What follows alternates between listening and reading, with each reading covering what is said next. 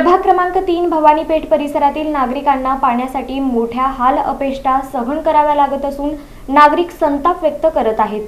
सोलापूर शहरात उजनी धरणात मुबलक पाणी उपलब्ध असतानाही नियोजन शून्य कारभार आणि अधिकाऱ्यांच्या निष्काळजीपणामुळे प्रभाग क्रमांक 3 भवानीपेठ परिसरातील नागरिकांना पाण्यासाठी मोठ्या हाल अपेष्टा सहन कराव्या लागत आहेत। 4-4 दिवसाआड पाणी पुरवठा होत असून तोही उशिरा, कमी दाबानं आणि अनेक ठिकाणी घाण तसंच पिवळसर पाणी नळातून येत असल्यानं नागरिकांमध्ये संतापाचं वातावरण निर्माण झालं आहे। स्थानिक नागरिकांच्या म्हणण्यानुसार गणेशनगर, मुनाळेबोळ, ढोरगल्ली परिसरात 4 दिवसांपासून अत्यंत कमी दाबानं पाणी येत आहे। त्यानंतर घोंगडे वस्ती, इंदिरा वसाहत, जोडभाईपेठ, मड्डी वस्ती, मानवेनगर तसंच हेनाळकर पट्टा या भागांमध्ये नळातून चिखल मिश्रित आणि दुर्गंधीयुक्त पाणी येत असल्याच्या तक्रारी आहेत। काही ठिकाणी गंजलेल्या पाईपमधून पिवळसर पाणी येत असून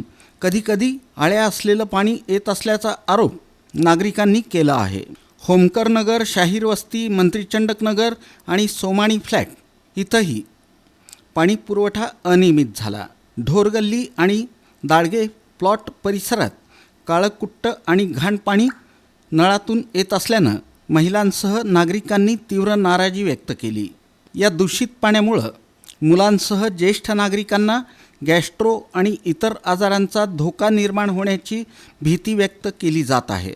त्यामुळं प्रशासनानं तातडीनं पाण्याची तपासणी करून स्वच्छ आणि नियमित पाणी पुरवठा सुरू करावा अशी मागणी नागरिकांनी केली आहे। दरम्यान समस्या त्वरित न सुटल्यास नागरिकांच्या वतीनं घागर मोर्चा आणि मटका मोर्चा काढून आंदोलन करण्यात येईल असा इशाराही देण्यात आला। तसंच संबंधित अधिकाऱ्यांवर कारवाई करण्याची मागणी करण्यात आली असून शहरातील लोकप्रतिनिधींनीही या प्रश्नावर अधिवेशनात आवाज उठवावा अशी मागणी नागरिकांकडून करण्यात येत आहे।